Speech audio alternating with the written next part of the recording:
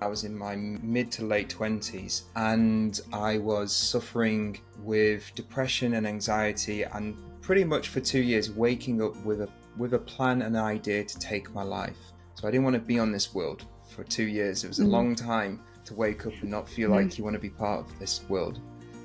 Mhm. I mean, it feels a long time ago, but I can almost remember it as if it was yesterday. It was also the stigma, I think, which men still carry to this day, and I certainly carried, because on the outside I had a nice car, a good job, nice house. I had everything that would conventionally make you happy, but inside I was really empty and void of Yeah. all happiness, right? So I had to let go of the stigma, which is, as a man, I was vulnerable. As a man, we're supposed to be tough and strong and kind of that alpha male, and yeah, I had to let that go. Hello and welcome. Today's guest is Andy Walker. He beautifully shares with us his inspiring story and how his story led him to co-found a huge NHS-supported men's mental health charity called Mentell here in the UK. Andy encourages the impact of community in mental health services.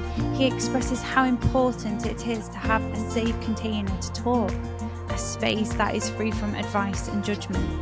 He also guides conscious connected breathwork sessions, workshops and more. In this episode, we explore the profound themes of mental health and inner healing. Andy shares his personal experiences with depression and anxiety, emphasizing the importance of turning towards love in difficult times. The conversation highlights the significance of gratitude, connection, and the need for open dialogue about mental health, particularly among men. In this conversation, Andy explores the transformative power of breathwork and plant medicine, discussing how these practices can bridge the gap between different states of consciousness and emotional health. Andy emphasizes the importance of community support, empowerment, and understanding one's own nervous system when navigating difficult emotional experiences.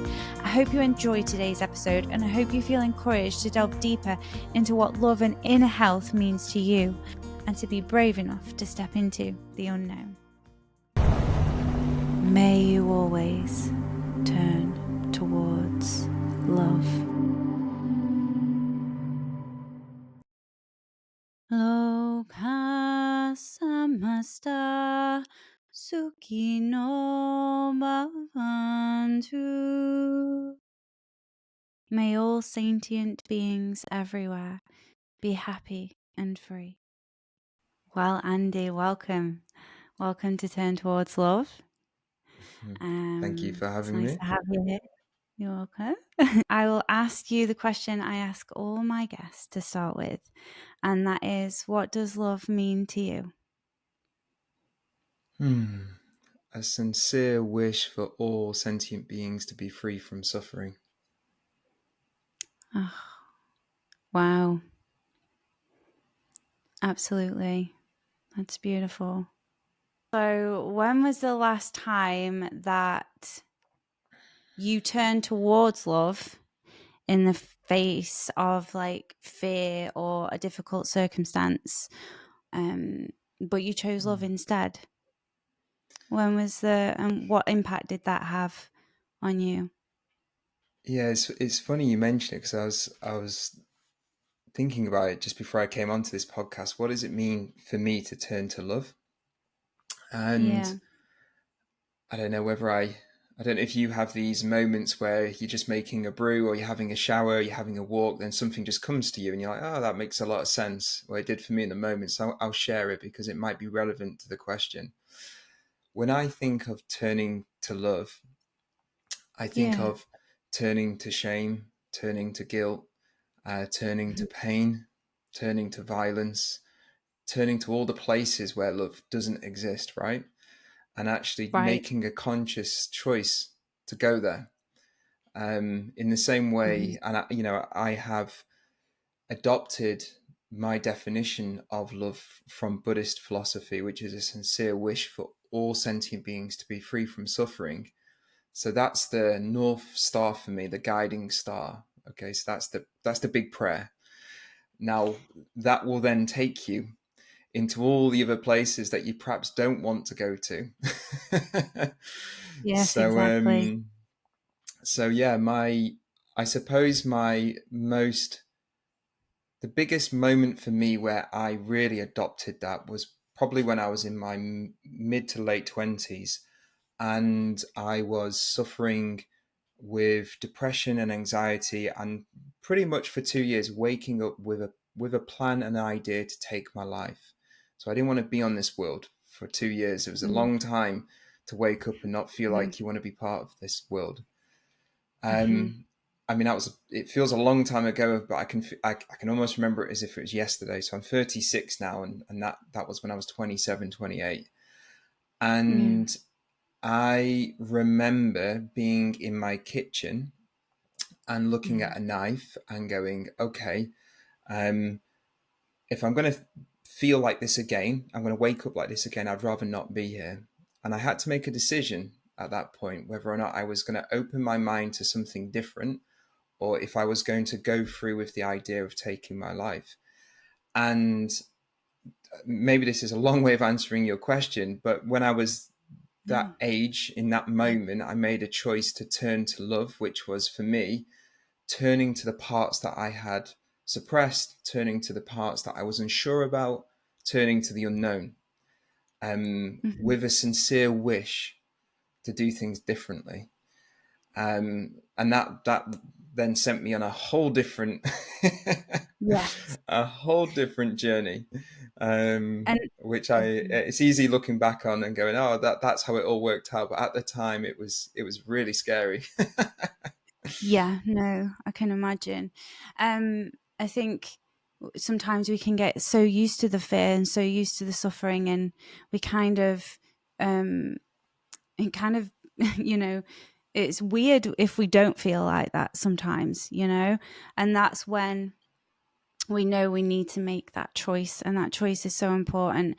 And like you said, at the beginning question, and then just carried it on throughout that, it's for all sentient beings as well. And so it's like your why became bigger. It's more expansive. It was like, actually, maybe I can make a difference. Maybe I can bring how I'm feeling and transform that, and help others transform that too. So all of a sudden, it seemed like it became so much bigger than what the problem was. It's Is true. that right? Yeah. It's very true looking back. I agree with you, but I'll tell you this, Yeah. Rachel, when you are in the trenches, you aren't Yeah. thinking about I've been in the anyone but trenches. yourself, right? So it's like Yeah. when I was going through the dark night of my soul, whatever you want to call it, a period of my life where, I can give you a lot of reasons why I felt that way, but I didn't want to get out of bed, and I felt, Hmm. all of these horrible feelings every day, like a Hmm. lead weight was on me. I did not have that prayer for all sentient beings to be free from suffering. I just wanted myself, right, to be free from suffering, which the paradox is actually that was one of the reasons why I was suffering so much, because I had such a fixed point of reference that the world should revolve around me, which was causing a Right. lot of the suffering. So Wow. there was a Oh. lesson in that, at that moment in my life. But right at that point, I wanted a quick fix, and I tried quick Mm. fixes. I went to a GP. I went to, what we conventionally go to kind of fix our minds, which was medication at the Yeah. time for me. And I'm not saying medication doesn't work. I'm sure it works for Mm. many people in lots of different ways. But for me, in my situation, it just made me feel like a zombie. Um, Right. so Hmm. yeah, I had to think out of the box, and yeah, that's when things like Buddhism came into my life. The journey with Mentel, which we might touch upon, which is a charity that I'm involved in, Mm. um, and yeah, So things these, outside of that, the conventional way of yeah, healing yourself. absolutely. So did these things come into your life when you kind of made that decision? Yes, yes, Yeah. So unequivocally, it yes. was, yeah. Yeah. Yeah. Did it come to you? Or Um, did you look for that as a sort of way of, Yeah. I think I think the medicine I was searching for was also seeking me.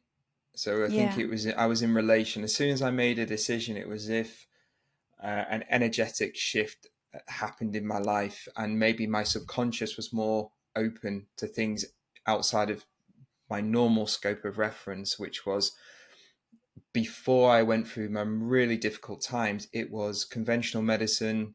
It was also the stigma, I think, which men still carry to this day, and I certainly carried, because on the outside I had a nice car, a good job, nice Mm. house. I had everything that would conventionally make you happy, but inside I was really empty and void of Yeah. all happiness, right? So I Absolutely. had Yeah. to let go of the stigma, which is, as a man, I was vulnerable. As a man, we're supposed to be tough and strong and kind of that alpha male, and yeah, I had to let that go. That was Mm-hmm. scary. And I can bet that was a process in itself to just even feel into that and face that must have been terrifying, actually. But that, I think everything that you've mentioned so far is just, yeah. So it can be seen as like one big thing, but I'm sure each thing had its own process, own letting go, own opening up to. And each time you let go, maybe it opened up something new to bring that in. But I mean, I've been in the trenches. It's why I do this podcast. Literally, it's why. Because Yeah. it's like it's turning towards love. Is the only time that I have ever felt where things actually go right, because if it is thinking about what other people think of you, or how you can impress others, how you can, it's always pushed on the external, always pushed on for somebody else, and for me, it's like only when I turned inward to actually, who am I and what do I want and why am I here? Um, that whole pressure let go. It was like and then inquisitive sort of journey, and so I completely understand the times where you don't want to get out of bed, the times where you just feel exhausted, and like for me, I had a responsibility to get out of bed. I had like my reason why I feel like it's why I mentioned it before, because I feel like that was quite strong. It was like, well, I need to for my dogs, I need to for my family, because yeah, it was like big for me to, because I look after my dad, so it was so I understand that, and the depths of like how you feel, and to how to explain that must be so hard, because how do you explain how you feel? But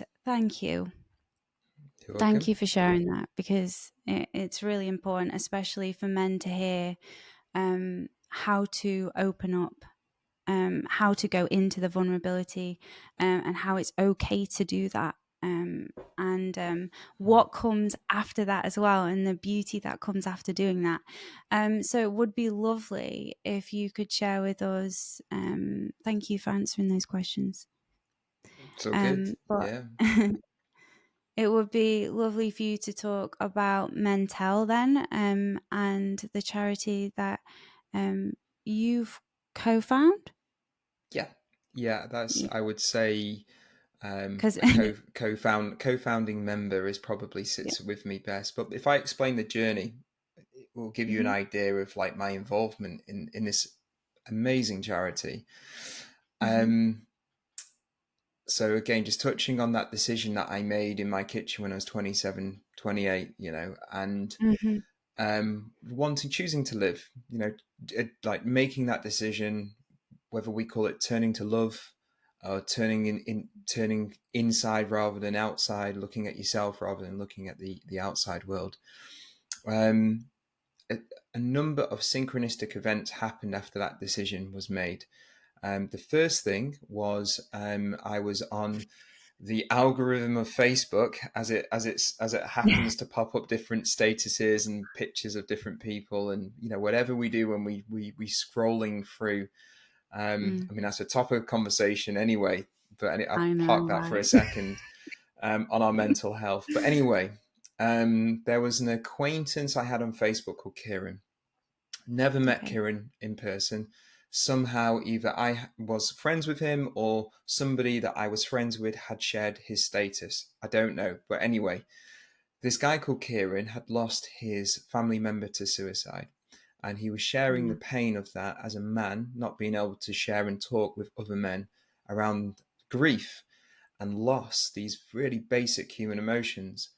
And he put a call for action, a call for help out digitally on Facebook saying, look, I'm from Stockport, which is where I was from at the time. And I just want a group of men to meet together so we can talk about the real things in life. And we're going to call it Mentel. And we're going to sit in a circle and we're going to have a ball. And that was it, right? And Be great fun. that happened in 2017. So Right. we're talking 7 years ago now, from Wow. where I'm speaking to you from. Yeah. So it's a long time ago that Facebook kind of status of Kieran shout out happened, and I was the first person to pick up on that. And only a couple of weeks ago, I was going through that process of choosing to live or choosing to die. So I'd chosen to live, and part of my Mm. commitment to being on this earth is I'm never going to make that decision again. It's a decision that I only make once in my life, and I'm choosing to live. And I'm never going to look back, and I'm only going to look forwards. And I'm going to be open-minded now to things outside of my comfort zone. Speaking with a group of strangers was outside of my comfort zone 7 years ago, especially men. I'd never been comfortable in large groups of men talking openly. So I decided that I was going to take him up on this kind of call to action. So there were 7 strangers who met up for the very first Mentell circle in a scout hut Wow. in Bramall in Stockport on a Yeah. rainy July 2017. The most Mm. awkward 5 minutes of my life, Rachel, walking into that space, not knowing what we were Bless doing. you. I didn't really know anyone either. So we're all strangers in that space. Uh-huh. And there was a gentleman in front of me who's now a good friend of mine, James, and he Uh, just opened up about the loss of losing his girlfriend to cancer. And even though I couldn't relate to his story, I could relate to his mm, feeling of loss, because at that point, one of the things I was dealing with was losing a business. So I was mm, grieving the loss of a dream, and he was grieving the loss of the love of his life, somebody who he loved. Yes, very different, but I could resonate with this mm, person, and he was a similar age to me. And I walked out that night feeling I'm not alone. Okay, I'm not alone.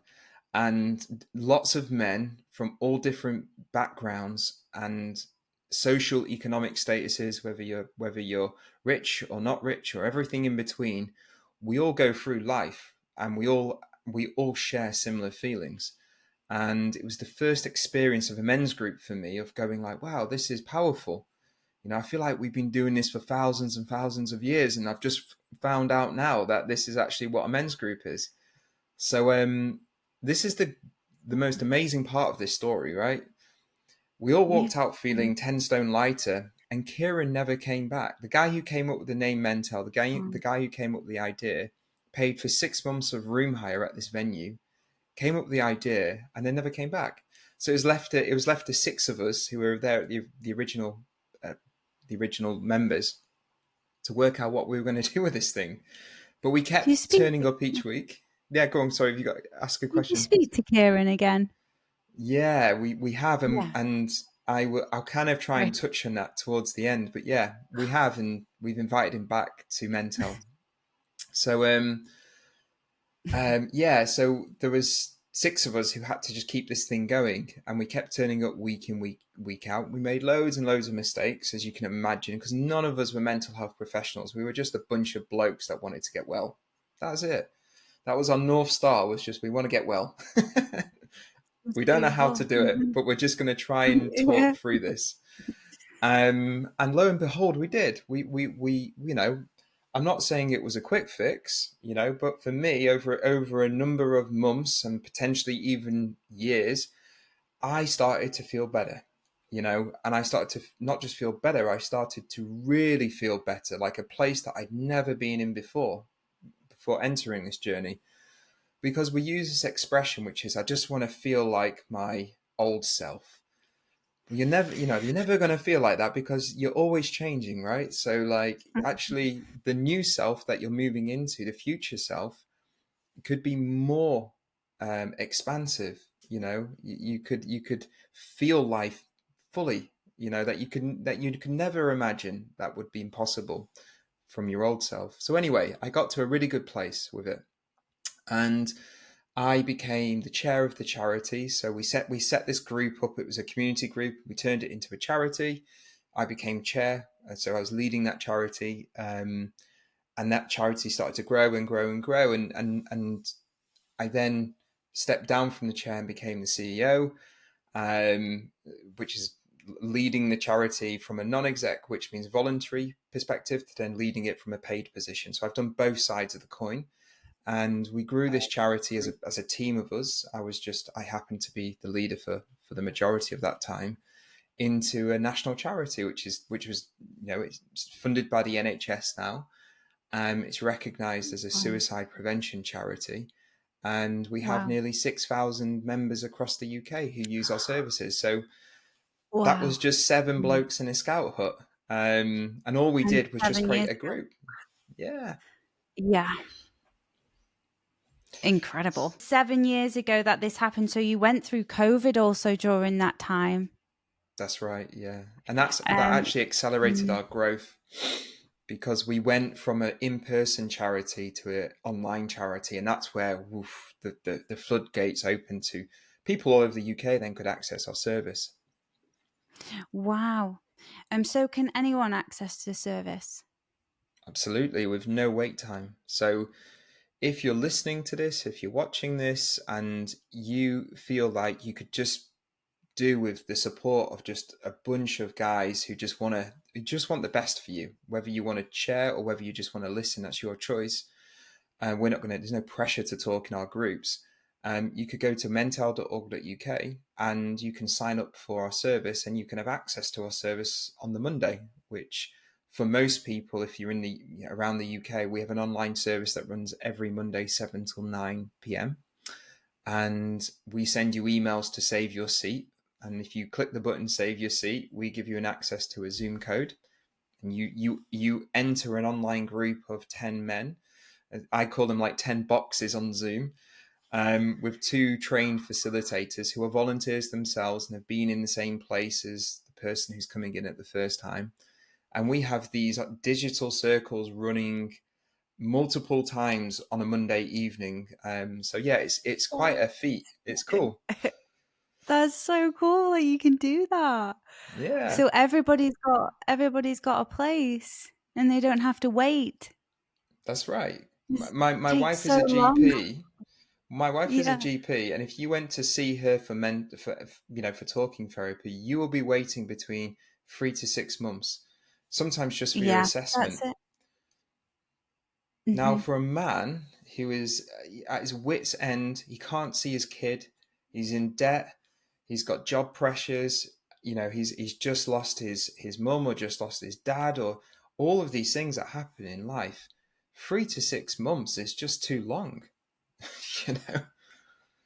Yeah, and Yeah. that's why we have It's the so long. suicide rates we have in the UK. The biggest risk in my life, statistically speaking, is my own bare hands, bar than any roadside accident or pathogen or virus or anything that can happen. It would be suicide for men under 50 years old. Big pink Mhm. elephant in the room that we don't really Mhm. talk about. Mm-mm.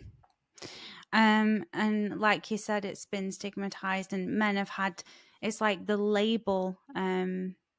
That I get we all have, right? We all have certain labels and categories that people judge us and put us into, and then we end up feeling like we have these expectations and these things that we need to live up to, or what is happiness, and if we don't, like you were saying, like is it having the conventional, are we allowed to think differently? Are we allowed to like spread our wings? Are we allowed to go, actually does that bring me joy? And because it's, you get the one thing and then you think, well, that's not enough, maybe it's something else, and it's like you end up being like a certain age and going, none of that worked. What is happiness? Andy, what is happiness? What is happiness to you? I think contentment. I think it's Exactly. underrated, feeling content. The biggest shift I noticed in myself was when I just started to be grateful for the small things in life, um, for the land that I stand on, for the air that I breathe, for the fire that warms me, for the sun that warms me, for the seasons that change. We are disconnected from nature fundamentally in this world. And when you are in the presence of people who spend their whole life celebrating their natural relationship with this world that we live in, that moved me. I had more than a few moments where I had time to spend with different cultures and different people. During that journey from when I decided that, look, I'm going to live and I'm going to be open-minded, Mentel happened and other things happened too. And yeah, just being in spaces where, you know, you can model yourself off other people who are demonstrating their appreciation and their gratitude for the smallest of things. And it changes you. The Mhm. more you spend time in that space, like osmosis, you start to then do it Mhm. yourself. So, Absolutely. We're so yeah, focused on the negative that we don't see what's right in front of us, and the precious, like the beauty and the most yeah, sacred things in life are the most simple. It's yeah, like chop wood, carry water thing. It's like that. If we just do it over and over, and then we realize like it's not about all of that. It's all of yeah. what's in here. Yeah. I'll tell you a story about this, okay, really briefly. I Please. went on a pilgrimage by by a group of people called the Maracame, and the Maracame, they are indigenous people of Mexico, and they carry a strong animalistic tradition. So, like relating to this world, giving blessings to the waters, giving blessings to the trees. And so these people, Oh, two of them from this tribe, came over to the UK, and we were touring parts of South Wales. And it was a pilgrimage, right? You were walking with these people all day, and you were walking for miles and miles and miles. And I was at the start of my journey, let's say, around being grateful for the small things. I was still very much like Mr. Efficient. I want to understand things, and I want to understand things quick. Um, so I got humbled on this pilgrimage because at the start, mhm. we would stop all the time. So we would walk 10 minutes and then we would stop. And I'm like, what's going on? Why are we stopping? We've got to get to this destination. And these Maracame people were 80, 90 years old. These were, an old, really old man and Wow. an old woman. And they were dressed in their white indigenous Maracame attire. And they would stop and they would then pray to a rock. And we would all have to stop and would watch them literally talk and speak to this rock and just say thank you and to bless it. And they would do prostrations and they would spend 10 minutes, sometimes 20 minutes, 30 minutes just praying. And I was just getting really pissed off. I was just like, why aren't we going? Like, what's happening here? And I just, in my head, because the word authenticity, like I couldn't wrap my Mm. head around that these people would do something like this consistently and mean it. It was just like they've got to be, this has got to be a show, right? This can't be real. Because Mm. the frame that I had being brought up in the Western world is that no one can be that kind. No one can be that truly, like, that kind to nature. Like I didn't have a framework for it, right? And Wow. eventually on day 6 I broke. I was watching these people do the same prostrations and the same prayers to either a different rock or a different tree, and I realized they weren't faking it. They were sincerely sincerely meaning every single prostration that they made to whatever it was they were in communion with, in relation with, saying thank you to. And I just burst out crying. I couldn't stop myself crying, because it was as if in that moment something shifted in me and said, "This is real. You can hold that level of appreciation for something even if you can't understand it. It's possible." So by watching these Mhm. people just give their heart and soul to the smallest of things, soil to trees to leaves, that then created a shift in me, which then made me appreciate the smaller things. I mean, that's just one story that I have on it, but it was a really powerful moment, and I think we just sometimes forget just how precious it is to have a connection to nature. I know you live near Right. Macclesfield, Rachel, right? So you live near the Peak Yeah, I live District. in Bali. But yeah, I live so in I'm in Bali. the Peak District too, and we both have access to an amazing landscape of nature on our doorstep. Absolutely. Yeah. Yeah, I have like fields there with the cows, and you can go around, walk around the river, and you've got all the other fields in the back, and you just go wherever you want, and it's lovely. It's beautiful. But I just love nature. I mean, I speak to all the animals and the plants and the trees. I just have like full conversations. But no, you can get such a connection to, and then it's listening as well. I find that mindfulness about it, and the listening, and the intention is really important. It's like as soon as you've got an intention, there's a beautiful connection. It's like um it goes so deep. It's hard to like explain, but you like become in coherence with life, and things start to flow a bit more easy as well, because you're at one with nature, you're at one with life, and you start to just like flow a bit more, is what I've found. And it's a beautiful place to be if you can really step out of that comfort zone and start start communicating with everything around you. Thank you for that story. It's lovely. Mhm. I'm so intrigued to where you went from then on. But just going back to your intention, and like, a parachute doesn't work unless it's open, right? And like a mind doesn't work unless it's open. So, to have that intention, and I relate this back to men a lot of the time, because my life's work is about building bridges from the world we're talking about in our world to the world where Bob the Builder exists and Tony the Taxi Man exists. And Mhm. for people who are, kind of maybe unaware of how other cultures, other people can relate to this world, it's how do we help them understand what intention means to them, so they can Yeah. access so they can access also the spaces that we take for granted. Maybe we don't take for granted, but sometimes we might do. Mhm. um so I think that's where the magic really exists for me, is Mhm. who's building the bridges nowadays.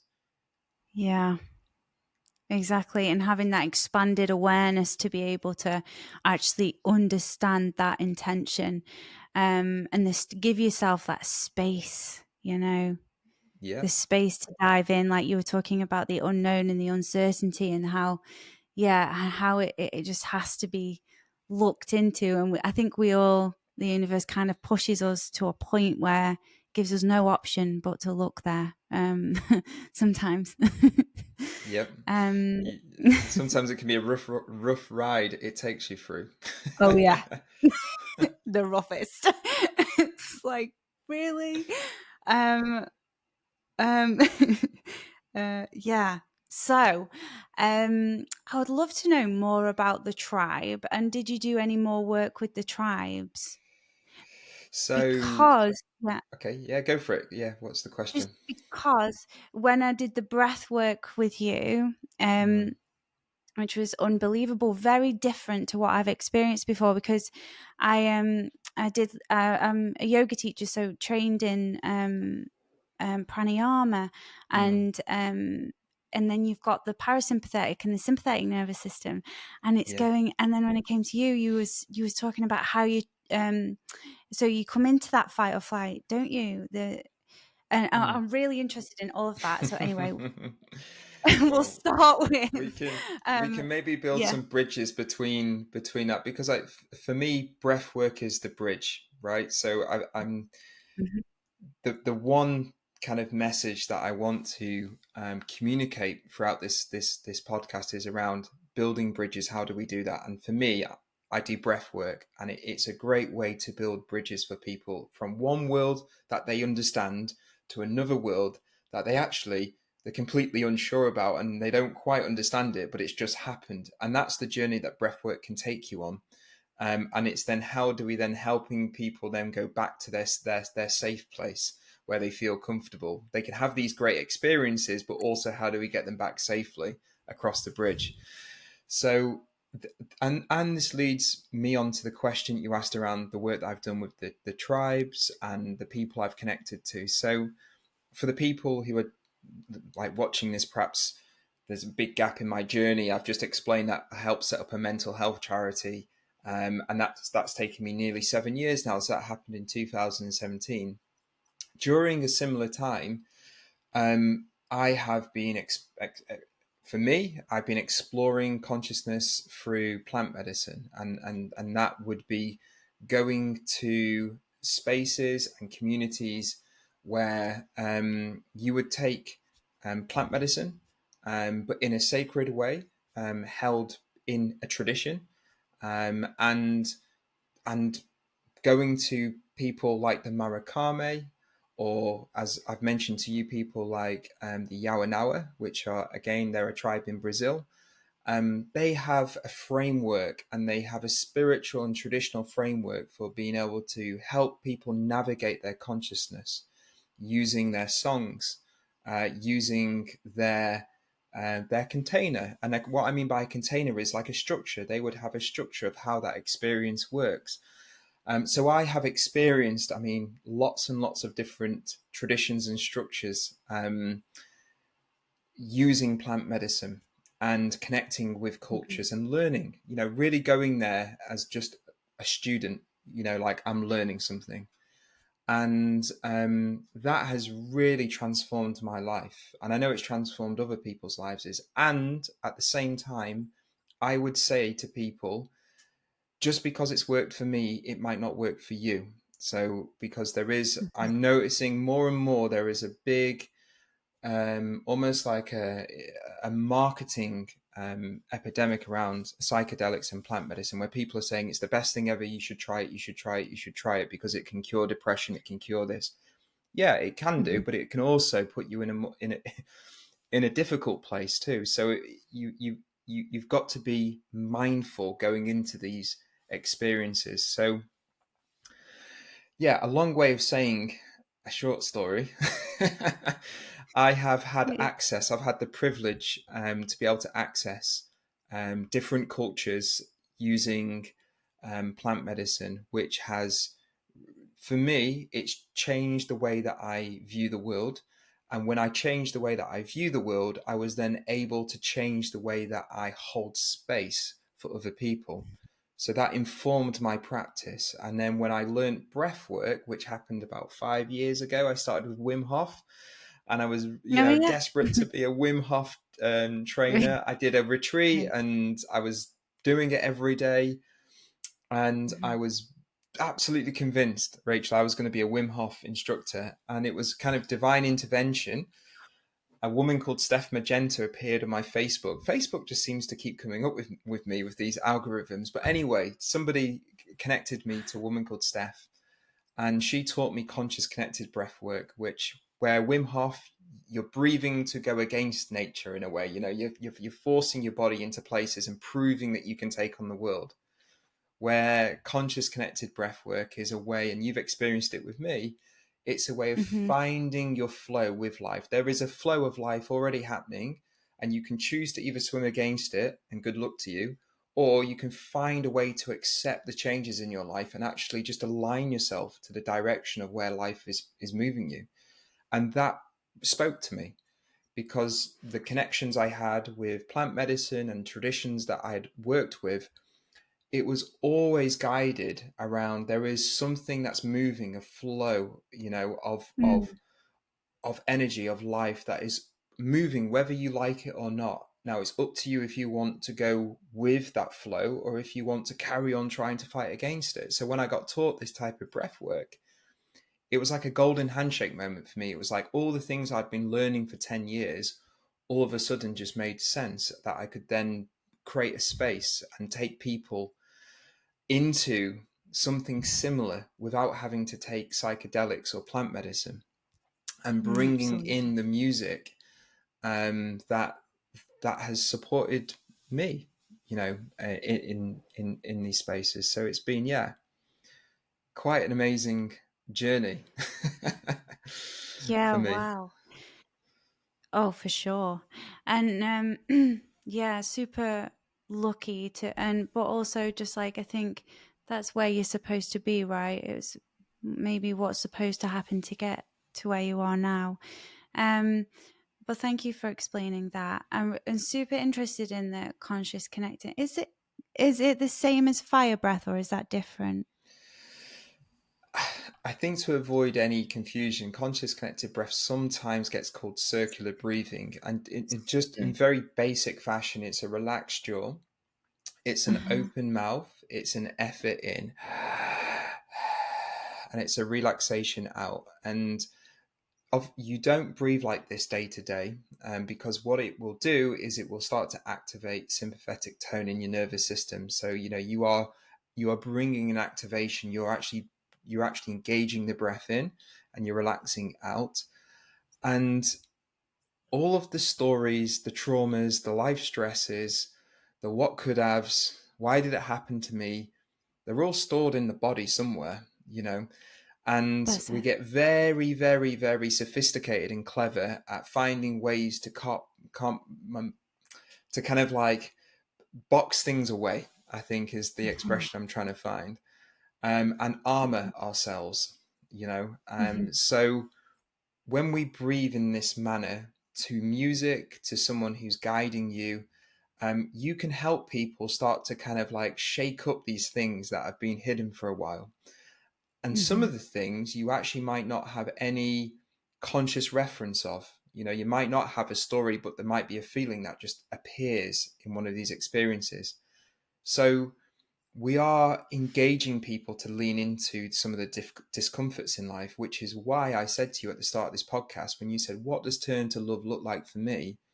Well, it looks like you turn to shame, you turn to guilt, you turn to pain, not because you want to promote that in your life, but what you want to do is you want to give it a massive warm hug and say you're part of this life and you're welcome, because we all have these parts of us, whether it is guilt, shame, grief, that is just locked in our system, and we don't have a way to experience it. So breath work, you don't need to use your mind, you don't need to use that thinking part of you. You can feel it out using the breath.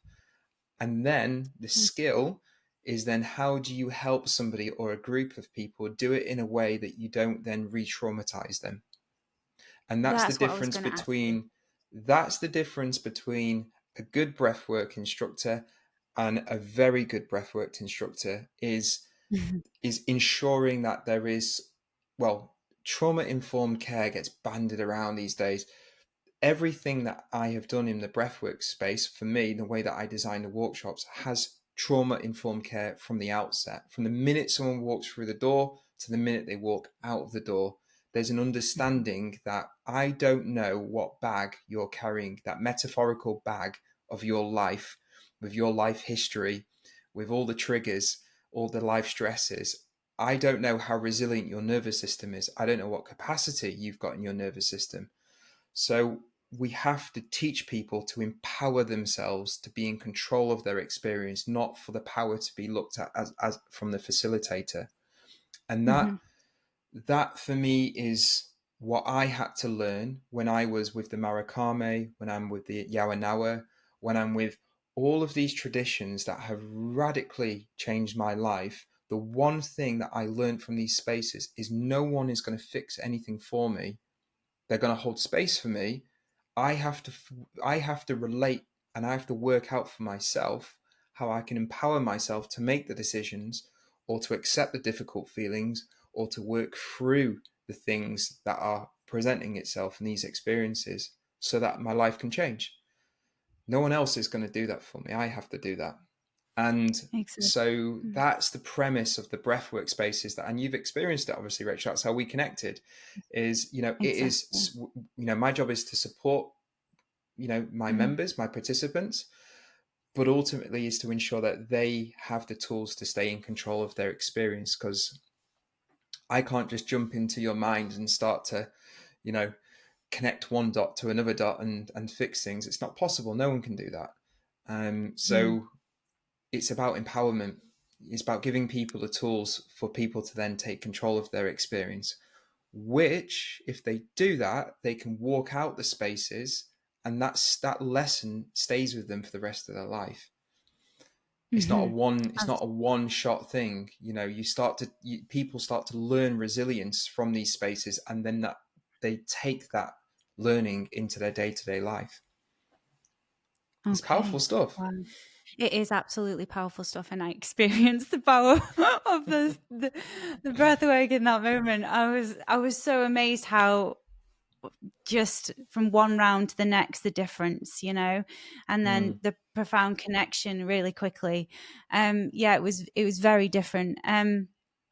For me, because I've got into those spaces in different areas, like in my life, like doing meditation even and doing things, but it was so quick and so profound. And the being in the group brings that safety mm, as well, and brings that it's like you kind of all work together, and help each other out, even subconsciously. And through what you were saying, it was like, when you're faced with those challenges, and it's like you've got to have those foundations, and you've got to be mentally prepared and have the awareness that, difficult things may happen, difficult things may come up to the surface, because it's an unhealed wound, unhealed trauma that hasn't been looked at, hasn't been navigated. And we can be completely unaware of it sometimes. It might be something that's like, mm, what is that? Where's that come from? Like, it's something way deep, way old. And it's like speaking to that. mm. Like you were saying, it's becoming friends almost with it. It's like not pushing it away, but allowing it to be there, allowing it to be in the space, and working through it with that breath, like we did in your Mm. class. And yeah, I think it's that maintenance. And then once you continue to do it, you get those foundations, and you get that preparation to then know whatever comes, you can deal with it. And I Yeah. think the classes that you provide, and the space that you provide for men, for mixed groups, really do bring that safety, really do bring that connection with people. And it's something that we've lost, and you're building those bridges to like regain those structures, those foundations, so we can be prepared together. Yeah, you and be know emotionally well, not just yeah. like, we talk about mental health, but like emotional health too. Like, we all have emotions and feelings that run through our system, right? And we can suppress them, we can hold on to them, we can avoid them, and most of us spend our lives doing that. When you're scrolling through Facebook, or when I'm doing that, or looking at my phone, Yeah. if I'm doing that repetitively, usually I'm distracting myself from something that I'm not emotionally, willing to experience in that moment in time, whether we're conscious of it or not conscious of it. Hmm. And the spaces that I try to create with return to roots, and the name return to roots, return to the root. The Taoist, it didn't come from, I didn't phrase it from a Taoist philosophy, but return to roots is to return to Mother Nature. Absolutely. It's return to where we all came from. It's that Hmm. reconnection back to ourselves. And it's about finding a way for the average person who walks off the street to go into a breathwork experience, and they can start to feel things that perhaps they have been suppressing or perhaps they've been hiding from in a safe way that is time bound, that has a beginning, it has an end, and the person who's holding that space can literally help that person get back into a regulated space by the time they walk out the room. And as you know, you've been in my workshops, most people who end a breathwork session, whether they've had a very strong experience, whether it's mental or physical, or whether they've had just a kind of an experience, most people will say the same things, which is, I feel lighter, I feel calmer, and I feel my mind is clear. So Mm-hmm. like the outcome is like, you can get there, anyone can get there. Yeah. And it continues as well. You feel it when you leave. It doesn't just end there. You're Absolutely. continuously feeling it. And then, and I think it's about the repetition of that. So then you become um, subconsciously trained in that then. And I think that's really important. It's that you're repeating the practices and you're sticking to that. So you don't kind of go off in like fear or scarcity or like distraction, and so you can bring yourself back to center, to breath. Yeah. So yeah, I find that important too. um Yeah. so yeah, wow. I'm super intrigued in your plant medicine journey. So how long was that did the breath work come through before that or after that? It was after. Yeah, so yeah, I use this timeline. So I'm 36 years old right now, Yeah. and my difficult moments in my life really came to a forefront at 27, 28. And between that age to where I am now, so we're talking nearly 7, 8 years, Hmm. um, after making that decision to live, to be open minded to what that means to me, that's when I started Hmm. to explore things. And one of the things I explored was plant medicine. So that journey has been nearly 10 years for me now. Um, yeah, far too many ceremonies to mention, but the thing that I keep kind of anchoring into is, I have, for the first time in my life, as a man, I'd never been Hmm. in a space where I'd seen healthy masculinity, and Hmm. being in ceremony with people where their culture is to express, where their culture is to be vulnerable and to be sensitive, was like a really big kind of defining moment for me, where I went, oh, okay, this is what it is to be a man. I don't have to have that Yeah. old paradigm, where I can't be open and sensitive. I have to be strong and I have to be that warrior. Yes, I can be that, Hmm. and there are times where that is healthy to be that, but also there is times where you can open your heart and be sensitive, and show and cry, and show another man that you can cry.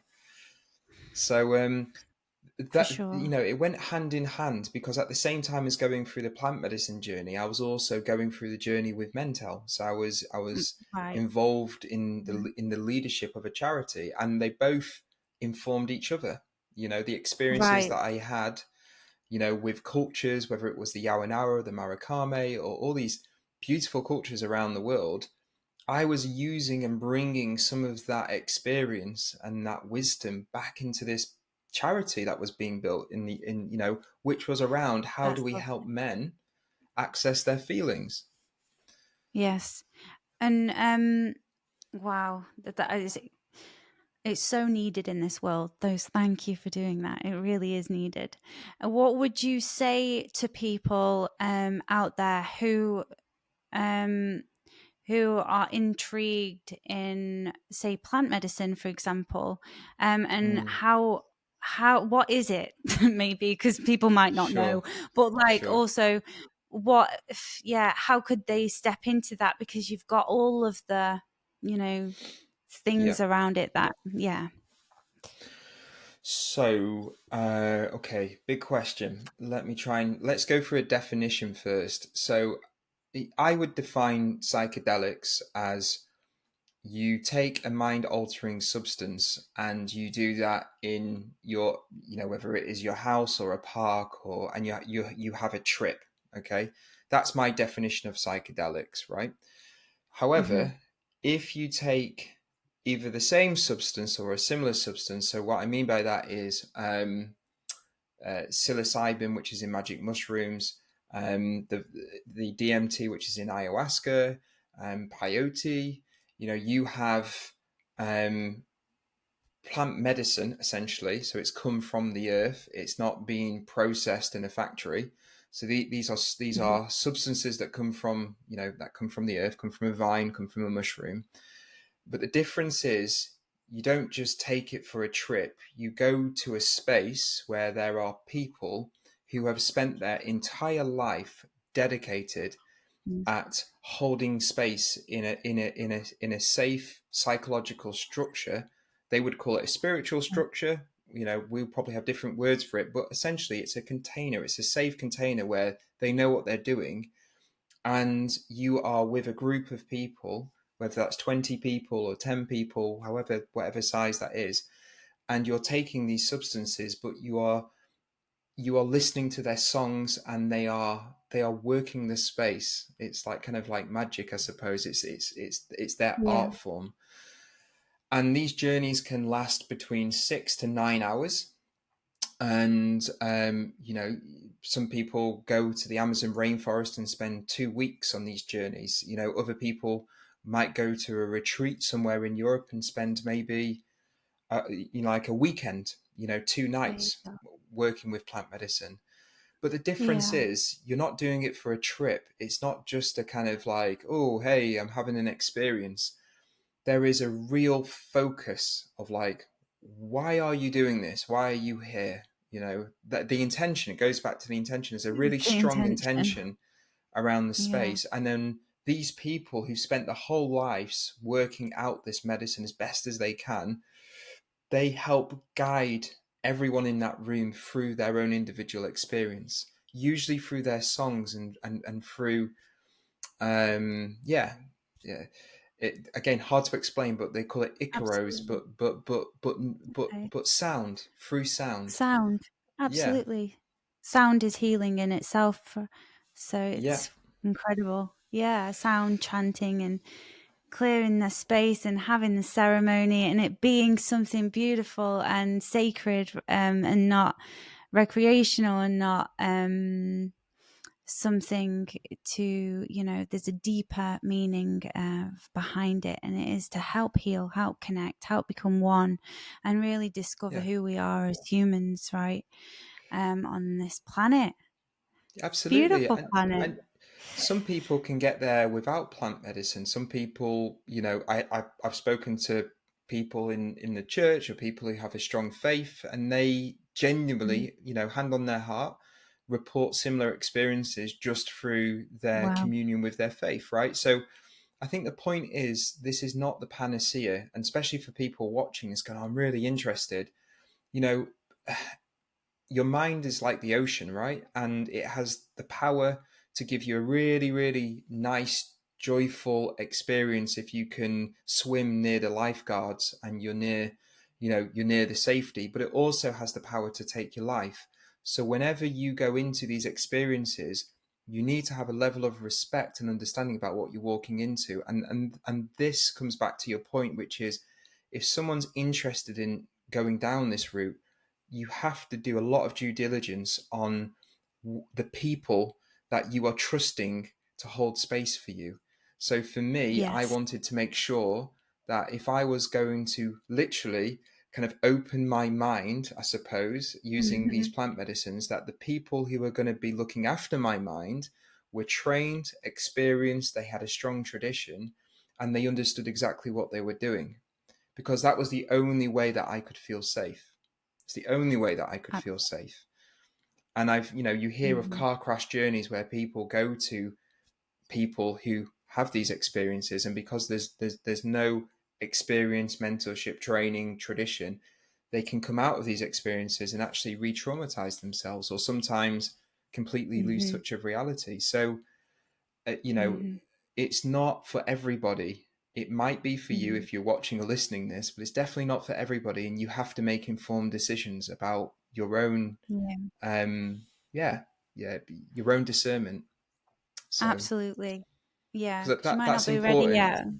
really It important. is. Because I just Mm. see this work, the psychedelic type work, constantly now. It's in the media, it's getting bombarded, and people are going to think it That's becomes it. this sexy thing that you have to do. It's the next thing you should That's do. it. It's like spiritual tourism. Man, it's not like that at all. It can be really No. difficult for people. So Mm-hmm. tread carefully. The benefits, Mm-hmm. yes, are there, but also just tread carefully with it. So we're staying on the topic of like alternative medicine Hmm. and healthcare in general.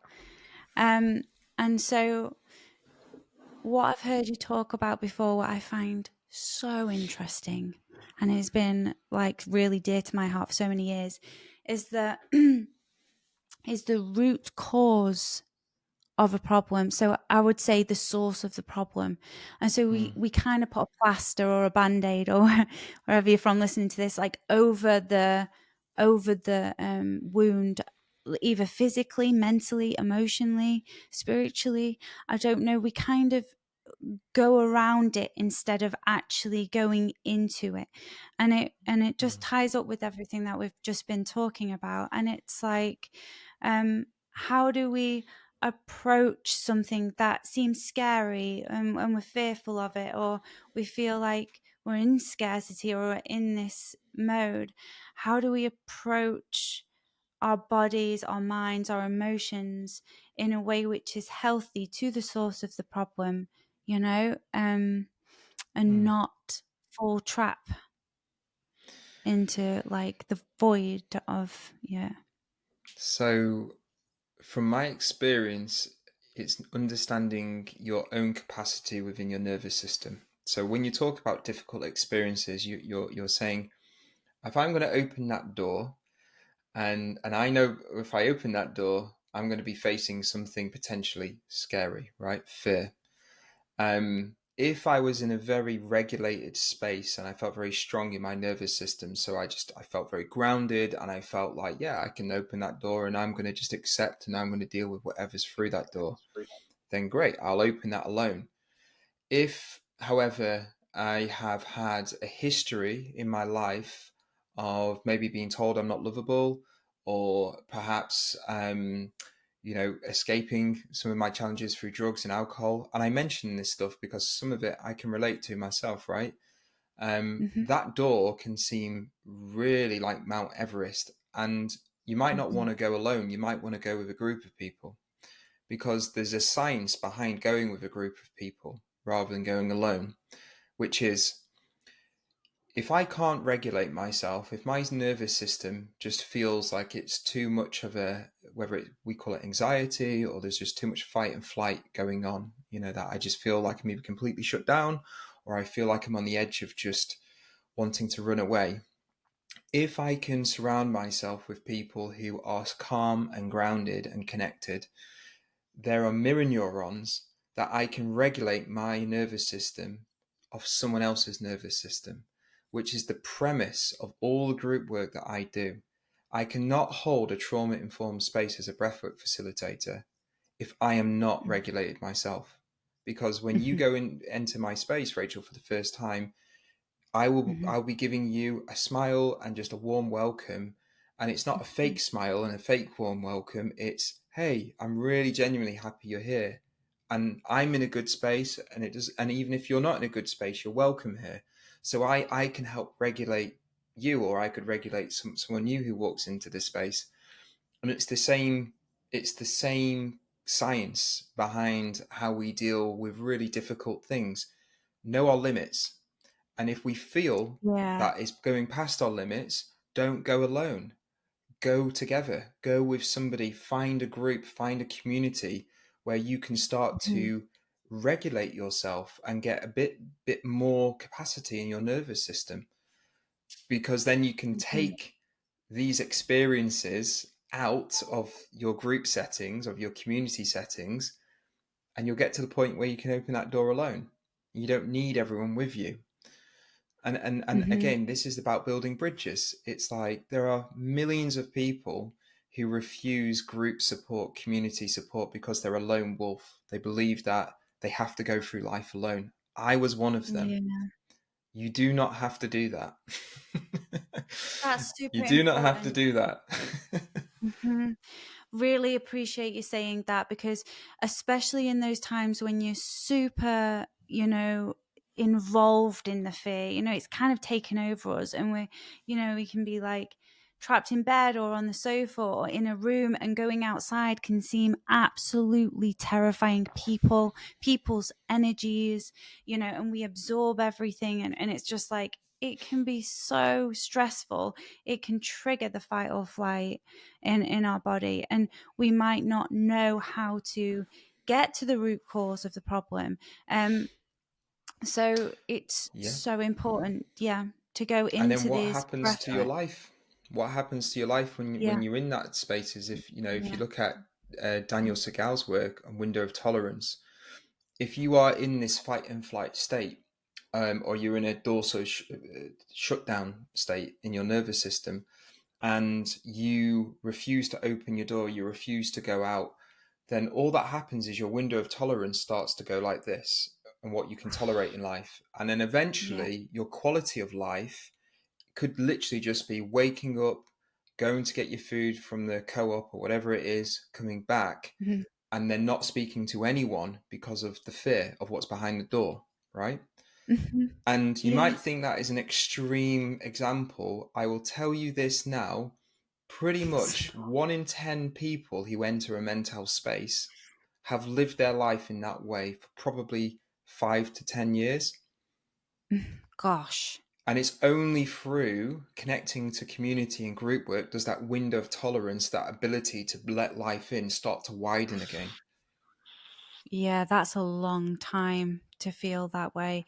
And it's having that ability and understanding that it, sometimes we can feel great. We go to these spaces and we feel really good, but then, it can be months in and we feel great, and then suddenly something will come back again, and it's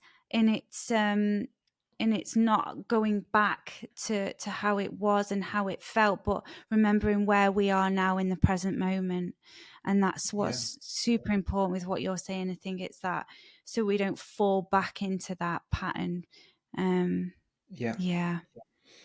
And having role models in our lives, and role models, I don't just mean like kind of celebrities or like, sports heroes, just your average Joe that you can relate to. Whenever I go to a Mental group, I go in Macclesfield every Thursday. That's my men's group. That's the one in Macclesfield that I attend.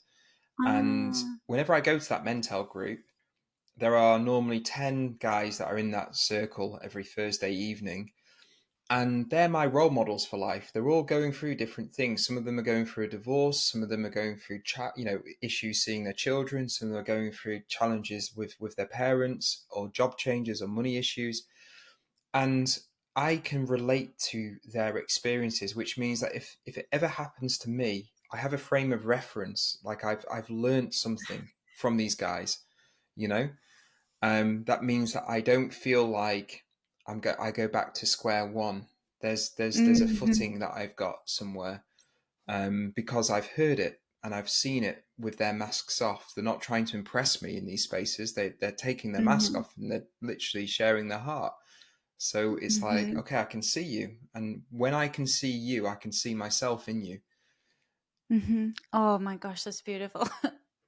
It's so true, because we are like a reflection of one another anyway, and it's just all of the defenses and the walls we've built up, and once we get, peel back those, we start to shine through our hearts. And it's so nice to hear that men are coming into their, you know themselves by opening up to in a place Yeah. that feels comfortable for them.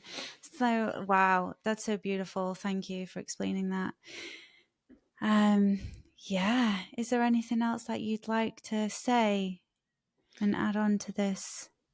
I'd probably just say to anyone who is, watching this or listening to this podcast, if you wanted to explore the work that I do, I run a completely free breathwork space every Friday at 5 o'clock online, which you can access in the comfort of your own home, with earphones on and a laptop or a smartphone or whatever works for you. And it's 5 till 6 every Friday, and you just got to sign up at returntoroots.co.uk to have access to that space. And that's about community.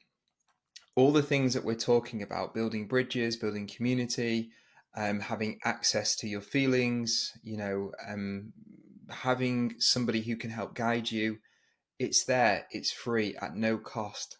So, if you feel like it would benefit you, sign up and use it. Absolutely. And they will, I'm sure. Gosh, just hearing you speak and your passion and the genuineness, it's rare to find, so thank you for going through that so you can help others go through it too. Really. Thanks, Rachel, Um, and thanks for the conversation. Thank you too. May you always turn towards love, Andy.